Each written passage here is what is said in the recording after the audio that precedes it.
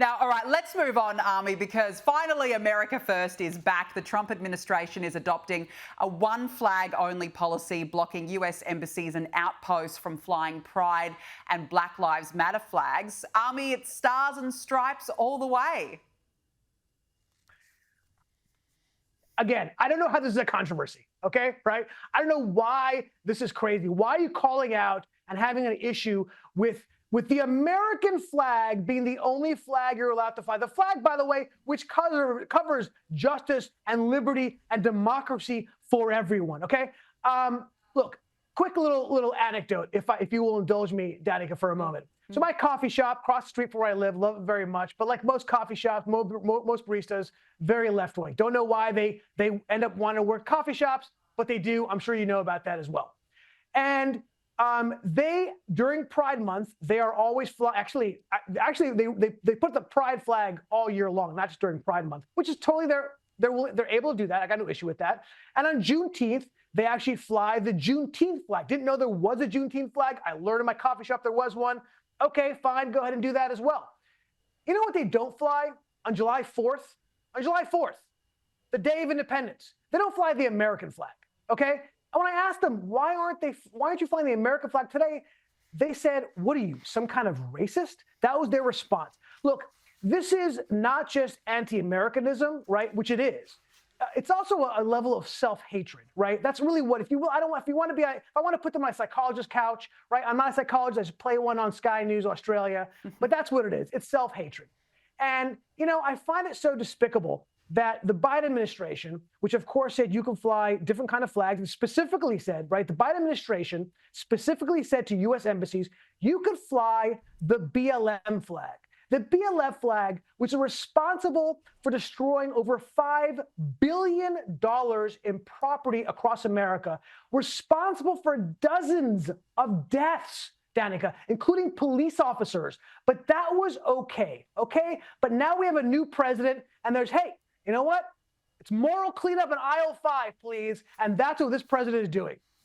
Oh, look, absolutely, and it's about time for sure.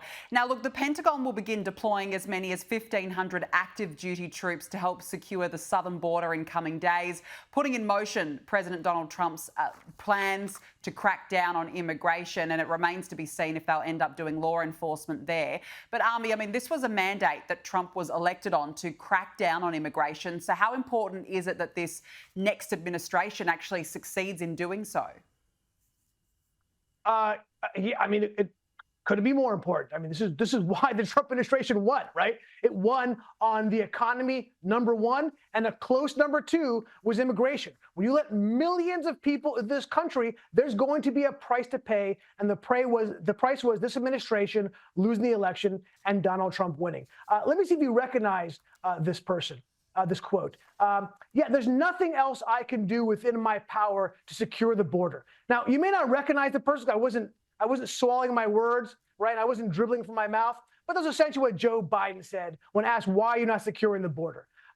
Look, it was all, obviously we now know it was all within his power because we have the next president doing it. He could have put troops at the border. He chose not to do it, right? He could have hid all he wants behind, I don't have the executive power to do it, but as we all know, he did. He could have done all the things that Trump is doing. He could have had deportations, which Trump is now going to begin to do. He could have continued to build the wall, which he stopped doing, which now Trump will complete. And more importantly, by the way, than all of these things, even the soldiers at the border, even more important is remain in Mexico. That was the #1 tool that the Trump administration used to stem the tide, telling Mexico, these people will stay on your side of the border, and then we'll vet them as they come through. That's what's going on today, right now. The troops aren't as necessary because of that one policy that the Biden administration decided to flip on, okay? This is ridiculous, and now we're showing this is why Biden lost, exactly on this issue. Yeah, it's stark clear now, isn't it? Now, this is interesting, Ami, because conservatism is making a comeback. There are reports that Liberal parents are now the ones actually clashing with their Conservative sons after the election. We know that Trump gained significant ground with the youth vote and won 53% of men aged 18 to 44. Ami, why do you think that Trump appeals to Gen Z so much? Yeah, the truth is I don't know, and nobody really knows, right? This is actually a quirk in demographics. We all thought that the young vote was going to go to Joe Biden. It was trending that way for a very long time. And there seems to be like, we're going to be saved by Gen Z. I know we kept looking at Gen Z and saying, who are you people? But the truth is, Gen Z, particularly Gen Z males, are ones who may, for a long time, keep this demographic alive for the Republican Party. I find it is so delicious to watch parents get upset at their kids about their politics. Look, there's always this debate of nature versus nurture, and I've always said that if you have kids, you know that nature wins, nurture loses. Nature is always the number one issue when it comes to what a kid is like. And those parents who were pushing this democratic liberal dogma on their kids for all these years, they just learned a hard lesson on how it works with life. And yeah, apparently these kids and this kind of boomerang, that was an Australian term I think I just used right there. This boomerang is now happening with Gen Z, and I'm here for it. I love it.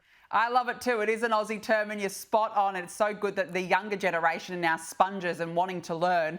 Now, speaking of the younger generation, Barron Trump appears to be following in his father Donald Trump's footsteps. He's preparing to launch a luxury real estate venture with two young business partners. Ami, I feel like Barron is really the success story out of this election. He helped his father, got him onto those podcasts like Joe Rogan. But you can see that this is a young entrepreneur. How big of a future do you think he's got? No, he's a comer, no question about it. I mean, look, frankly, all of Trump's kids are. You want to talk about how somebody can raise children, and you see who your children are a reflection of you. Look at his kids. Look at not just his kids, but who they married also. It's a wonderful family. This is a family who's going to make a difference. I think they're all going to get involved in business and politics, no question about it. I think that it's a reflection on the president, reflection on his ex-wife and his current wife, on how they raise his kids. They're wonderful kids. I've had a chance to meet a number of them. They're great. They're smart. And yeah, I think it's wonderful. Yeah, a big, bright future ahead for Barron. But you're right, the rest of them are just as impressive. Ami Horowitz, good to see you. Thanks very much for joining me on the show this evening. Always a pleasure.